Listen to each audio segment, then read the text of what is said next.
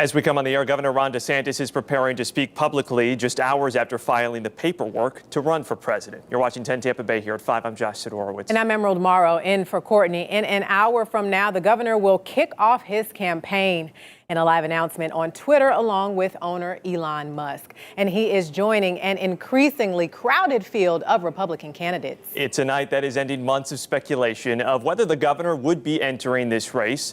So right now, we have team coverage for you. 10 Tampa Bay's Aaron Parseghian is looking into how this will impact others in the race. Angelina Salcido is in Dunedin with a closer look at the governor's local ties to Tampa Bay. Eric Glasser is breaking down how technology is playing a role in all of this. And 10 Tampa Bay anchor Dave Wagner is standing by with our political experts. They are in our analyst room right now, ready to weigh in on today's development. But first, we do want to send it over to Aaron Parseghian.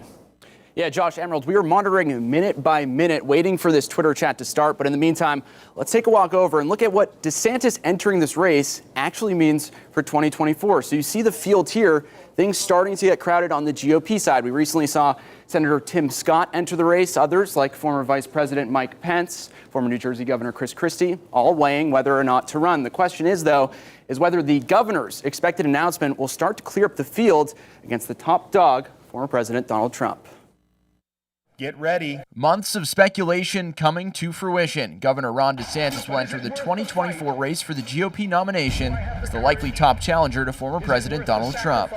How do you run against Trump? I mean, that is a billion-dollar question that I think Ron DeSantis has a bunch of people trying to figure it out. So far, news of his likely run has not stopped others from entering the race. The governor will join more than a handful of GOP hopefuls. You know, when he's launching now, I think he thought he was going to clear the field. That clearly has not happened. Though it appears the former president views DeSantis, a star in the Republican Party, as his top competition as well. Ron DeSantis. Did anyone ever hear of DeSantis? Well, he's welcomed others like South Carolina Senator Tim Scott to the race. He's called DeSantis unelectable, and the Trump campaign says the Twitter announcement is out of touch. Most polls to this point have the former president with a commanding lead. DeSantis in second. If you look at the general election polling and if you look at the state-by-state polling, he is trailing Donald Trump significantly.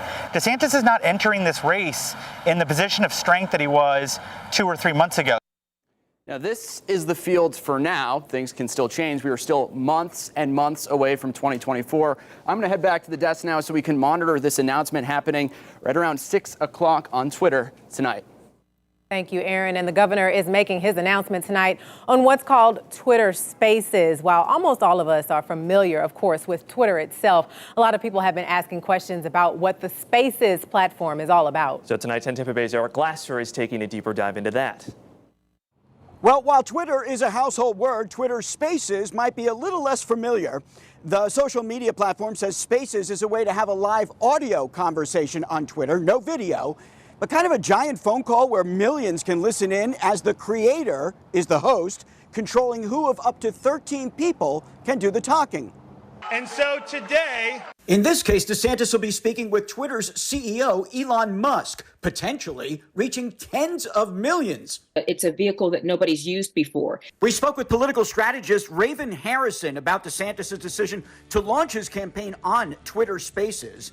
Curious, she said, to see how it unfolds in real time of something so uniquely different. Harrison says some of the advantages are immediate, reaching millions, controlling the dialogue as opposed to a traditional news conference. He is trying to steer the ship in that he wants to control the message, which is very, very smart for anybody trying to get a message out. But who is listening? Strictly by the numbers, last year, Pew Research found Democrats and independents are more likely to use Twitter than Republicans. 42% of young people aged 18 to 29 versus just 7% over the age of 65. And while 47% of Democrats say Twitter is a good thing for American democracy, only 17% of Republicans agree. He has got to pull in those voters. He has got to find a way to cast a bigger net. And since DeSantis is exceedingly unlikely to rely on his rival Donald Trump's Truth Social network, despite its more right-leaning audience, Twitter and its Spaces platform might be his best, if not only, alternative. You must accept that this is the time we live in and that this is a vehicle that is heavily utilized. Some strategists also see this as DeSantis aligning himself with Musk, popular among conservatives who had felt that they'd been censored on social media. It's also, they say, a not-so-subtle swipe at former President Trump, who was banned from the platform by Twitter's previous owners and has yet to return.